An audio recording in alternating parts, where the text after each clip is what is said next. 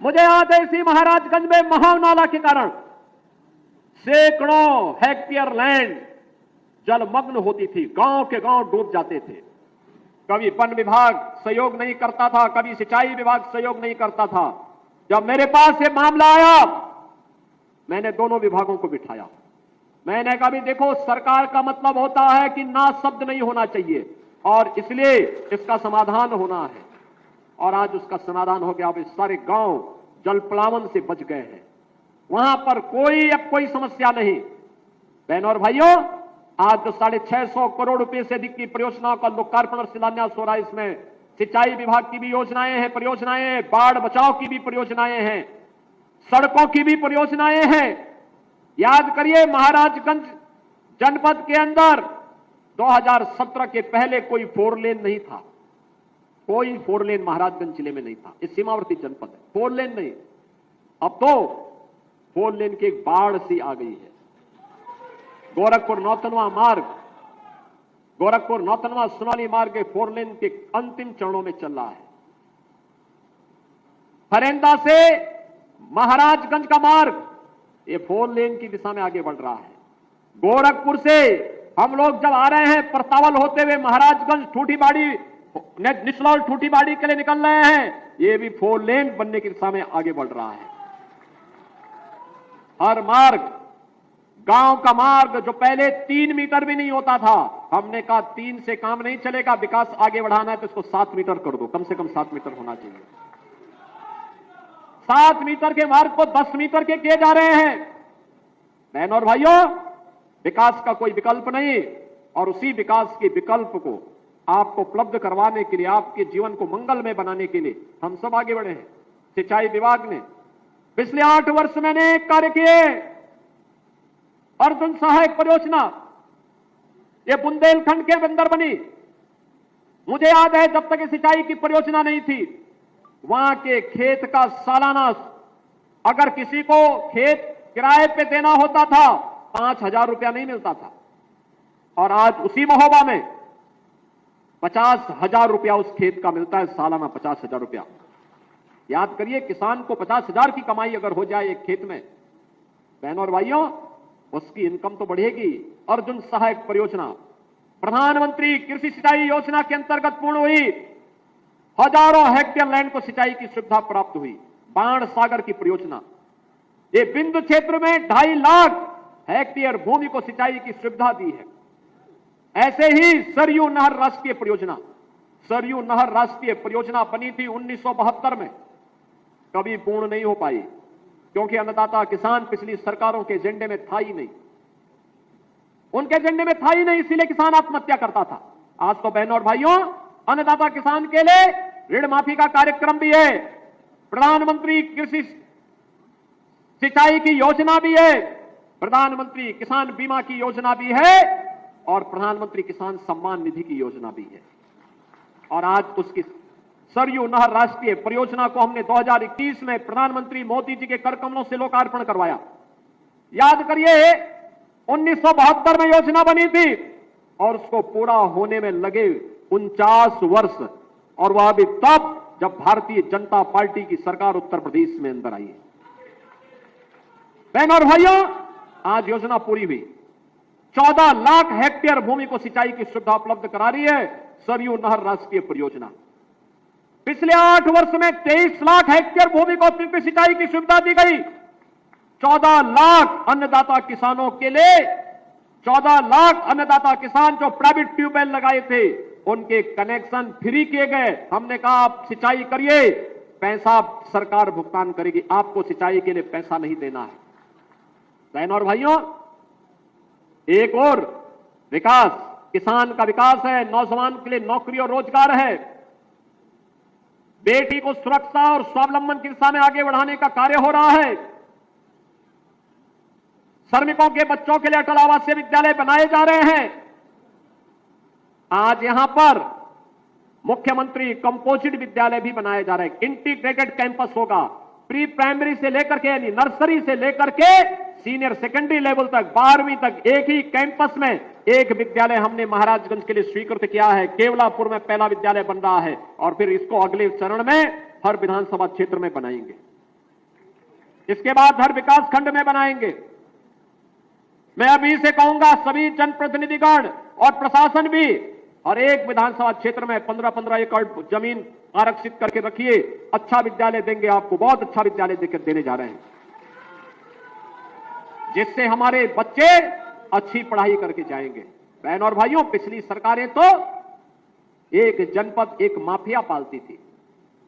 हमने उनके माफिया का स्थान अब 1 डिस्ट्रिक्ट 1 मेडिकल कॉलेज के लिए दे दिया। महाराजगंज में भी मेडिकल कॉलेज का शुभारंभ हो चुका है, मेडिकल कॉलेज का शुभारंभ हो चुका है। आज यहां पर हर एक क्षेत्र में नया कार्य प्रारंभ हुआ है। महाराजगंज अब पिछड़ा जिला नहीं है, उत्तर प्रदेश अब बीमारू राज्य भी नहीं है। अब यहां पर कोई यह नहीं कह सकता कि उसको शासन की योजना का लाभ नहीं मिल रहा है। अभी बहुत शीघ्र उत्तर प्रदेश जीरो पॉवर्टी के एक कार्यक्रम को आगे बढ़ा रहा है, जिसको अब तक शासन की किसी सुविधा का लाभ नहीं मिला है और अब किसी पात्रता की श्रेणी में आता है। बहन और भाइयों, उसका सर्वे का काम अंतिम चरणों में चल रहा है और मैं आपको इस बात के लिए आश्वस्त करने के लिए आया हूं, अगले 3 वर्ष के अंदर उत्तर प्रदेश से गरीबी को हर हाल में पूरी तरह समाप्त करके एक समृद्ध राज्य के रूप में स्थापित हमें करना है। जीरो पॉवर्टी के लक्ष्य को प्राप्त करते हुए, जीरो पॉवर्टी के इस लक्ष्य को प्राप्त करते हुए उत्तर प्रदेश को देश की नंबर 1 की अर्थव्यवस्था के रूप में भी हम स्थापित करेंगे। उत्तर प्रदेश ने पिछले 8 वर्ष में जो कार्य किया है, आज सर्वाधिक एक्सप्रेसवे देश के अंदर उत्तर प्रदेश के पास, सर्वाधिक रेलवे नेटवर्क उत्तर प्रदेश के पास, सर्वाधिक मेट्रो उत्तर प्रदेश के पास, सर्वाधिक आबादी और सर्वाधिक युवा प्रतिभाशाली युवा उत्तर प्रदेश के पास, और उत्तर प्रदेश सबसे ज्यादा एमएसएमई बेस रखने वाला राज्य भी है, सबसे अधिक रोजगार देने वाला राज्य भी है और सबसे बड़ा आयोजन महाकुंभ के अवसर पर प्रयागराज में करने वाला राज्य भी बना है। ये वही उत्तर प्रदेश है बहन और भाइयों, ये वही उत्तर प्रदेश है जिस उत्तर प्रदेश में 2017 के पहले पर्व और त्योहार आते थे, लोगों के घरों में दिमाग में आशंका होने लगती थी कि पता नहीं अब क्या हो जाए, पता नहीं अब क्या हो जाए, पता नहीं अब क्या हो जाए, कौन व्यक्ति चपेटे में आ जाए, किस पर झूठे मुकदमे लिख दिए जाए।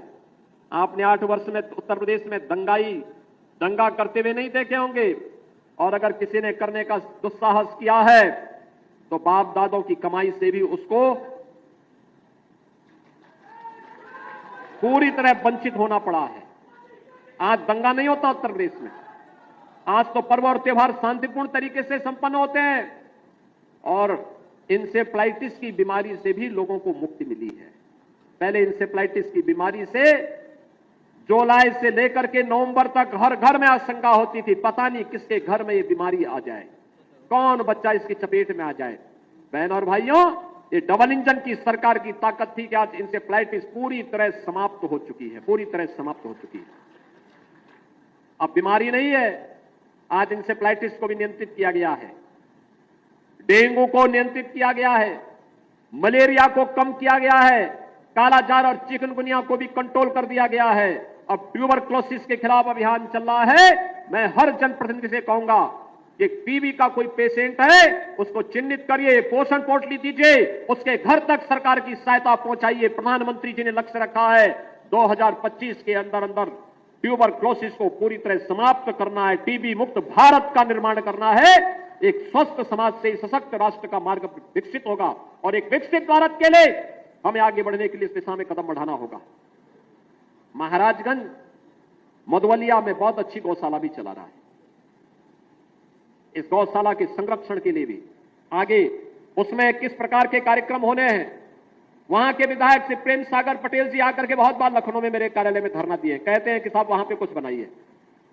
मैंने कहा उस जमीन को सुरक्षित रखवाइए, आप चिंता मत करिए, वहां पे कुछ बनाएंगे जरूर। और बहनों और भाइयों, वहां पर हम लोग कुछ अच्छा काम जरूर करेंगे जिससे यहां के गोवंश के लिए और यहां पे अच्छे दुग्ध उत्पादन के लिए डेयरी के क्षेत्र में कुछ नई संभावनाओं को आगे बढ़ाया जा सके, इसके लिए भी महाराजगंज को आगे बढ़ाएंगे। अच्छा कार्य होगा और उसी कार्यक्रम की श्रृंखला में आज हम सब आपके पास आए हैं। इस सत्र में महाराजगंज में केंद्रीय विद्यालय का भी प्रारंभ होने जा रहा है। पहली बार महाराजगंज में केंद्रीय विद्यालय का शुभारंभ 2025-26 के सत्र में प्रारंभ होने जा रहा है। स्पोर्ट्स का भी स्टेडियम का लोकार्पण हो रहा है। महाराजगंज में ढेर सारी योजनाओं को आज आपको दे रहे हैं और जगतजननी मां भगवती की अष्टमी तिथि महागौरी के प्रति समर्पित है और इसीलिए जब महाराजगंज के रोहिन नदी के इस बैराज को आज हम लोकार्पण कर रहे हैं, इस लोकार्पण के कार्यक्रम के अवसर पर मैं केवल और केवल यही कहूंगा, जगतजननी मां भगवती का पर्व है और यहां से कुछ ही दूरी पर मां बनैया माता का मंदिर भी है। तो इस बैराज को भी हम मां बनैया माता के नाम पर ही जानेंगे। यहां पे बनना चाहिए मां बनैया माता की एक चित्र बैराज में बना करके, बैराज में नाम भी लिखा जाना चाहिए, क्योंकि उनकी कृपा बनी रहेगी तो ये बैराज सुरक्षित रहेगा, संरक्षित रहेगा लंबे समय तक इसका लाभ यहां के अन्नदाता किसानों को प्राप्त होता रहेगा। याद करिए, रोहिन नदी नेपाल से निकल के आती है और नेपाल से होकर के यह महाराजगंज जिले के अंदर होते हुए गोरखपुर जिले में प्रवेश करती है और गोरखपुर महानगर के पास, डोमिनगढ़ के पास यह राप्ती नदी में मिल जाती है। पहाड़ी नदी है। कितना मीठा पानी इसमें आता है, कितना मीठा पानी आता है। और इसमें तो पहले हम लोग इस बात को देखते थे कि रोहिन नदी पर बहुत पहले, यानी सैकड़ों वर्ष पहले यहां पर एक बियर पैलेस से बना हुआ था, लेकिन बाढ़ के कारण वो टूट गया। लंबे समय तक उसके द्वारा सिंचाई की सुविधा होती थी, लेकिन बाद में वो टूटने के कारण कार्य आगे नहीं बढ़ पाया था। बाद में जब यहां के माननीय जनप्रतिनिधिगण, माननीय विधायक जी कई बार मुझसे मिले, पंकज जी कई बार मिलने के लिए आए और इन लोगों ने जब इस प्रस्ताव को यहां मेरे सामने रखा, ये कार्यक्रम ये होना चाहिए क्योंकि किसानों का भी कल्याण होगा, बाढ़ से बचाव भी होगा, महाराजगंज के अंदर एक अच्छा प्रोजेक्ट भी आ जाएगा, विकास की अनंत संभावनाओं को आगे बढ़ाने में मदद मिलेगी। तो हम लोगों ने तत्काल स्वीकृति दी, आज होगा। मैं यहां के जनप्रतिनिधियों को और जिला प्रशासन को इस बात के लिए भी धन्यवाद देता हूं। महाराजगंज जनपद पूरे प्रदेश के 75 जनपदों में मुख्यमंत्री युवा उद्यमी योजना में नंबर 1 पर आया है। मुख्यमंत्री युवा उद्यमी स्कीम के अंतर्गत उत्तर प्रदेश सरकार ने 24 जनवरी से एक स्कीम लागू की थी। इस स्कीम के अंतर्गत जो भी युवा अपना उद्यम स्थापित करना चाहता है उसको रजिस्ट्रेशन करना था। बैंक से उसको 5 लाख रुपए तक का ब्याज मुक्त ऋण उपलब्ध करवाना था और पूरे प्रदेश में अभियान प्रारंभ हुआ और उसमें महाराजगंज जनपद नंबर 1 पर आया है।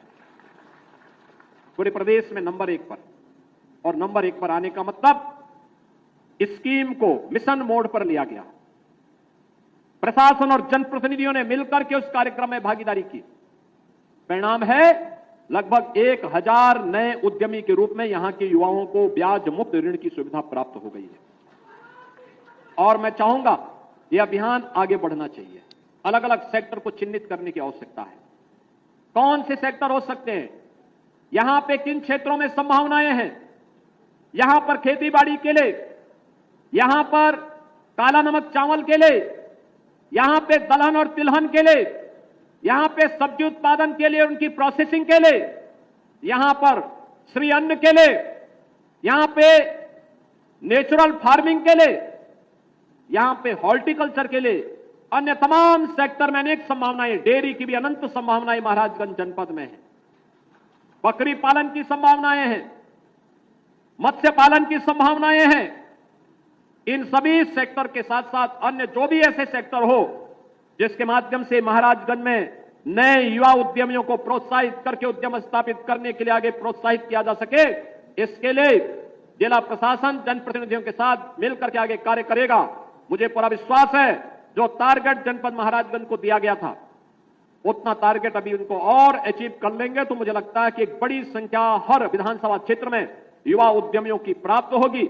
और सभी जनप्रतिनिधियों से मैं कहूंगा कि वे अपनी अपनी विधानसभा में कम से कम प्रयास करें कि जिन्हें लोन मिला है उनके साथ एक बार उनको चाय पर बिठा करके अपने घर में बुला करके चाय पे बुलाइए, उनके साथ संवाद करिए, क्या आप उनको और मदद कर सकते हैं जिससे अपने व्यवसाय को और अच्छा कर सकते हैं। बहनों और भाइयों, हमने अपने युवा ताकत को प्रोत्साहित करना है, आगे बढ़ाना है, जिससे वह अच्छे मार्ग पर चल करके खुशहाली का मार्ग चुने और प्रधानमंत्री मोदी जी के विजन को साकार करने में कि 2027 में भारत $5 ट्रिलियन की इकोनॉमी बने, दुनिया की तीसरी बड़ी अर्थव्यवस्था बने, 2047 में भारत एक विकसित भारत हो। विकसित भारत की परिकल्पना के लिए भारत को $30 ट्रिलियन की इकोनॉमी बनना पड़ेगा। उस $30 ट्रिलियन की इकोनॉमी बनने की दिशा में भारत कदम से कदम मिलाकर के हर नौजवान चल सके, इसके लिए प्रयास हर एक स्तर पर करना होगा। इस दिशा में हम सब मिलकर के कार्य करेंगे। इस विश्वास के साथ आज के इस अवसर पर मैं महाराजगंज वासियों को, नौतनवा की विधानसभा के क्षेत्र की जनता जनार्दन को खासतौर पर बधाई दूंगा। इस बनैया माता रोहिन बैराज के लोकार्पण कार्यक्रम के अवसर पर आज जो आपको 650 करोड़ रुपए की परियोजनाओं का लोकार्पण और शिलान्यास का अवसर भी यहां पर आपने दिया है, इसकी भी मैं बधाई देता हूं। आप सबको मैं रामनवमी की भी मंगलमय शुभकामनाएं आप सबके प्रति व्यक्त करता हूं कि यह रामनवमी कल है, जगत जननी मां भगवती की सिद्धि प्रदान करने वाली तिथि है। सिद्धिदात्री के रूप में कल हम जगत जननी मां भगवती की पूजा करेंगे और साथ साथ जगन्नयनता प्रभु श्री राम की जन्म दिवस का कार्यक्रम भी रामनवमी का पावन पर्व पे होगा। और इस बार की रामनवमी ठीक 12 बजे अयोध्या धाम में भगवान सूर्य भगवान राम का तिलक करते हुए दिखाई देंगे।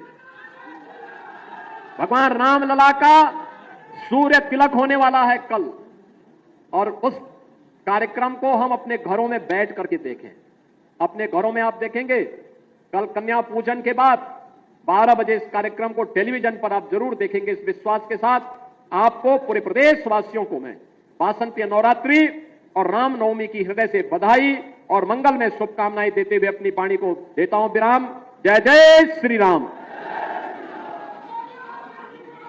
बहुत बहुत धन्यवाद। अपने आशीर्वचन से हम सभी को अन्वित कर रहे थे परम आदरणीय श्रद्धेय यशस्वी माननीय मुख्यमंत्री जी। एक बार जोरदार तालियों के साथ अभिनंदन, वंदन, स्वागत। लगातार तालियां बजती